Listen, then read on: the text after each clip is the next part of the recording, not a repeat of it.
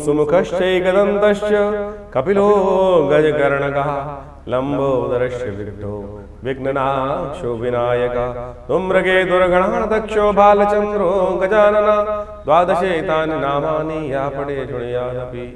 सर्वमंगल मांगल्ये शिवे सर्वार्थसाधिके शरण्ये त्र्यंबके गौरी नारायणी नमोस्तुते। नमस्कार, स्वागत है आपका आचार्य वाणी में। मैं आचार्य डॉक्टर विक्रमादित्य आपके साथ हूँ और आज का विषय वृश्चिक राशि वालों के लिए 26 तारीख शनिवार का दिन है और उस दिन त्रयोदशी तिथि उदया तिथि है, साथ में चतुर्दशी योग है। चतुर्दशी दिल्ली के पंचांग के अनुसार से क्षय हो रही है, तो नए कार्य आरंभ ना करें, इस बात का ध्यान रखें। इस दिन कोई मुहूर्त ना करें। भद्रा भी साथ में विद्यमान है जो सुबह 8:27 से लेकर शाम तक विद्यमान रहेगी। तो ऐसे में ग्रह नक्षत्रों के दृष्टिकोण से आपके जो योग बन रहे हैं वो आपको समझना चाहिए। यह योग आपके लिए दृष्टिकोण से एक अच्छी बात ये कर रहा है कि आप अपने कार्य में मस्त होकर कार्य करने का प्रयास कीजिए। कोई आपके लिए हिंड्रेंस बहुत बड़ी नहीं दिखाई देती, चीज़ें अच्छी गति से स्मूथनेस के साथ निकलती दिखाई दे रही है। बस बुद्धि के भ्रम को ठीक करने की आवश्यकता है। बुद्धि भ्रमित ना हो, जो सही रास्ता है उस पर चलते रहें और भ्रम को, शक को थोड़ा सा अवॉइड करने का प्रयास करें। छोटी छोटी बातों में थोड़ा शक उत्पन्न कर देते हैं, मन में थोड़ा वहम हो जाता है, उसको साइड लाइन करने का यदि हम प्रयास करेंगे तो अच्छा रहेगा। कई बार हम सामने वाले को बड़ी विचित्र स्थिति में देखते रहते हैं, वो सामने वाले कोई गलत ना कर दें, सामने वाले की चिंता ना करें, आप अपने बुद्धि के भ्रम को ठीक करते हुए चल लीजिए, अच्छा रहेगा आपके लिए। मासिक शिवरात्रि है, सुबह सुबह शिव के मंदिर में जाकर उनका अभिषेक करना, उनका पूजन करना। ऐसे में शत्रु मर्दन के लिए, शत्रु पर विजय प्राप्त करने के लिए तेल के द्वारा भगवान का अभिषेक इस दिन संपूर्ण रूप से कल्याणकारी योग बनाएगा, शनि को भी ताकत देगा। तो ये अवश्य इसका लाभ लें आप करके। 27 तारीख रविवार का दिन है, अमावस्या तिथि साथ में पड़ रही है, वैशाख की अमावस्या है। कहा जाता है पितरों के निमित्त वैशाख की अमावस्या के दिन अवश्य तर्पण इत्यादि, भोजन इत्यादि कराना चाहिए गरीबों को, तो ये अवश्य कराइएगा। इस दिन ग्रह परिवर्तन की तरफ जा रहे हैं और थोड़ा आपके लिए स्वास्थ्य के मामले में ग्रह ढीले हो गए हैं। ये 2 दिन 3 दिन थोड़ा स्वास्थ्य के मामले में ध्यान रखें। हो सके तो अवश्य अपने पितरों के निमित्त आशीर्वाद देने के लिए तर्पण, ब्राह्मण भोजन अवश्य कराएं। इस दिन हम विवेकानंद योगाश्रम में इस दिन अमावस्या का योग पड़ रहा है, तो हमने गायत्री महायज्ञ का सुंदर आयोजन किया है। जो रविवार वाला यज्ञ 8 बजे से लेकर शाम के करीब दोपहर को 11 बजे तक चलेगा। तो आप अवश्य अपने पितरों के निमित्त गायत्री यज्ञ में सम्मिलित होने के लिए हमारे आश्रम पर पधार सकते हैं। और जो बहुत दूर है वो अपने हमारे फ़ोन नंबर्स पर संपर्क साध कर अपने लिए स्थान आरक्षित कर अपने पितरों के निमित्त गायत्री यज्ञ की व्यवस्था भी करा सकते हैं। इस दिन ग्रहों का परिवर्तन का योग है। सूर्य महाराज चलते चलते भरणी नक्षत्र में जा रहे हैं, जो शुक्र का नक्षत्र है। वो थोड़ा सा कहीं ना कहीं आपकी कीर्ति में थोड़ा कष्ट देने के योग बना सकता है, ध्यान रखिएगा। थोड़ा सा कहीं ना कहीं कोई बातों में ध्यान करते हुए कोई ना कोई आपके बातों में, आप किसी गलत बातों में आ सककर नुकसान करा सकते हैं। थोड़े शत्रु पक्ष हावी होते दिखाई दे रहे हैं, ऐसा आपको ध्यान रखना पड़ेगा। थोड़ा ध्यान रखते हुए कार्य करना बहुत ज़रूरी है आने वाले कुछ दिन तक। 28 तारीख की हम बात करते हैं, सोमवार का दिवस है और शुक्ल पक्ष आरंभ हो रहा है वैशाख के महीने का। और ये शुक्ल पक्ष कई प्रकार के शुभ योग लेकर आता दिखाई दे रहा है। इस दिन सबसे बड़ा परिवर्तन ये हो रहा है कि बृहस्पति महाराज मंगल के नक्षत्र में प्रवेश कर रहे हैं और बृहस्पति इन दिनों कई प्रकार से आपके कई रास्तों खुलते दिखाई देंगे। बहुत जल्दी तो बृहस्पति आगे बढ़ेंगे परिवर्तन की तरफ, बड़ा परिवर्तन की तरफ जाएंगे। साथ साथ शनि महाराज भी अपने ही नक्षत्र में प्रवेश करते दिखाई दे रहे हैं, थोड़े और ताकत में आ जाएंगे। बस ये ध्यान रखना है कि बुद्धि में जिद ना हो। शनि का ताकत होने का मतलब कहीं ना कहीं आपकी बुद्धि पर और कुतर्क सवार हो सकता है, तो इस बात से आपको बचने का प्रयास करना चाहिए। थोड़ा उपाय करने का प्रयास करें तो अच्छा रहेगा। वैशाख के महीने में अनिष्टों को दूर करने के लिए कहा जाता है कि जल का दान करना चाहिए। आपकी राशि के दृष्टिकोण से हमें दिखाई देता है काले छाते का दान करना आपके लिए शनि को अनुकूल करने वाला रहेगा। किसी गरीब व्यक्ति को अवश्य ये कार्य कर सकते हैं, छोटा सा उपाय है, लाभ देगा आपको। 29 तारीख मंगलवार का दिन, द्वितीया तिथि है और इस दिन उच्च के होने जा रहे हैं चंद्रमा। सुबह करीब 5:54 पर चंद्रमा का ये परिवर्तन बृहस्पति के साथ योग बनाएगा आपके लिए। कहीं ना कहीं आने वाले समय में 2-3 दिनों में बहुत महत्वपूर्ण लाभ, रास्ता, कुछ अच्छा अपॉर्चुनिटीज़ देने की योग बनाएगा। परशुराम जयंती है इस दिन, हो सके तो ब्राह्मणों की सेवा करें। हमारे यहाँ कहा जाता है कि आयुष्य प्राप्त करने के लिए, चिरंजीवी बनने के लिए हमें अष्ट चिरंजीवियों की अवश्य पूजा करनी चाहिए। अष्ट चिरंजीवी यानी जो अमर का आशीर्वाद लेकर आए हैं। अश्वत्थामा बलिर्व्यासु हनुमानस्य विभीषण कृपा परशुरामस्य मार्कंडे च अष्टम। ये अष्ट चिरंजीवी शास्त्र में कहे गए हैं, परशुराम जी उसी में आते हैं। तो ये उनकी जन्मोत्सव है, तो ऐसे में विशेष तौर पर उनका सुंदर पूजन करें। भगवान विष्णु स्वरूप उनके अवतार के रूप में पूजन किए जाते हैं। और विप्रजनों का पूजन करें, ये अवश्य कल्याणकारी योग बनाएगा। सर्वार्थ सिद्धि योग विद्यमान है और बृहस्पति के साथ चंद्रमा एकत्र होकर आपके लिए गजकेसरी योग का निर्माण हो रहा है। कई कार्यों में गति, कई कार्यों में लाभ देने के योग बन सकते हैं आपके लिए। 30 तारीख का दिन अक्षय तृतीया का दिन है, बुधवार का दिन है, उस दिन तृतीया तिथि विद्यमान है और त्रेता युग आदि में जो युग था इसी दिन आरंभ हुआ था और ये अक्षय फल को देने वाली है। चंद्रमा उच्च के होकर बैठे हैं।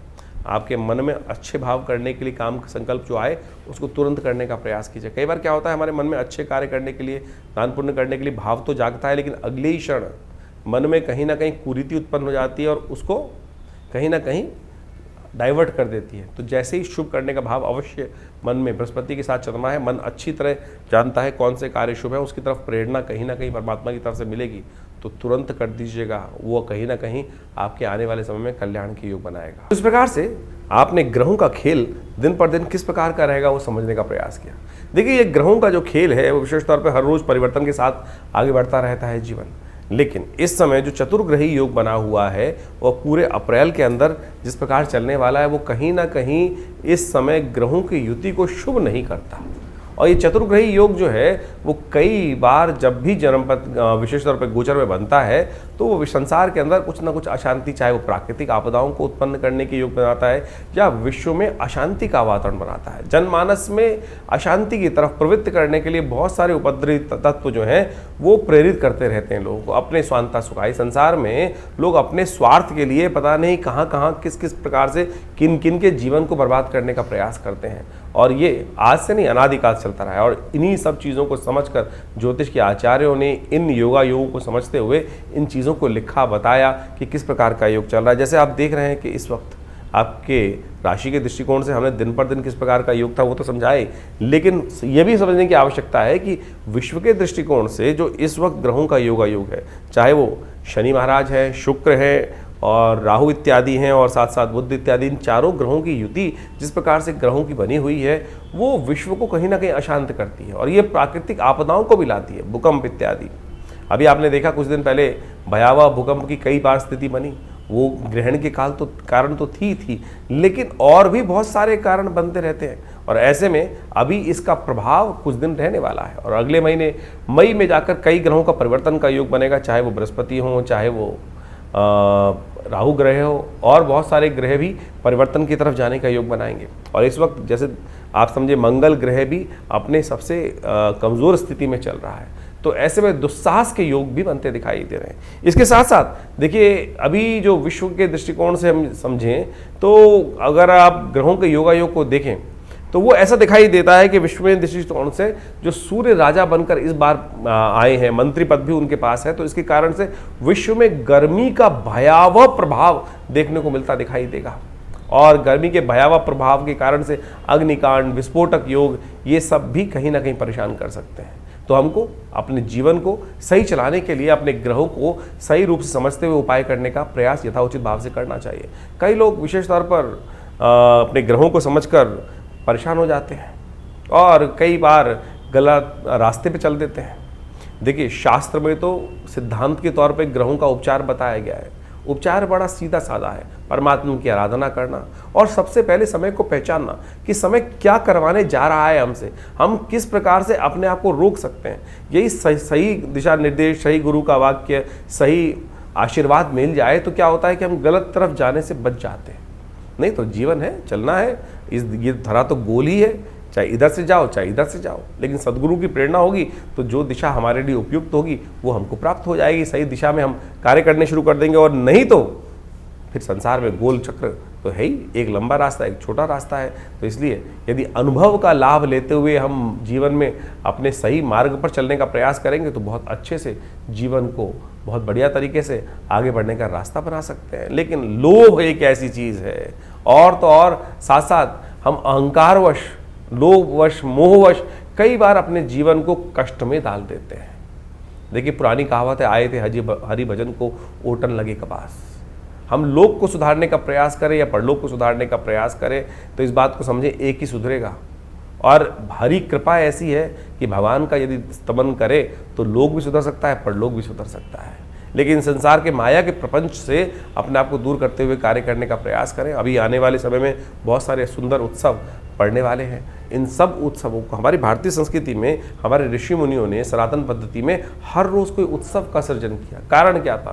कारण यही था कि मनोमस्तिष्क फालतू के कामों से हटकर उस परमात्मा की स्तवन में अपने आप को लगा लें। तो वो क्या होता है कि बहुत सारे गलत रास्तों से व्यक्ति बच जाता है और कष्ट से भोगने से बच जाता है। लेकिन हमारे जीवन में जो कर्म का क्षेत्र है वो हर क्षण कुछ ना कुछ कर्म की तरफ हमको प्रेरित कर रहा है।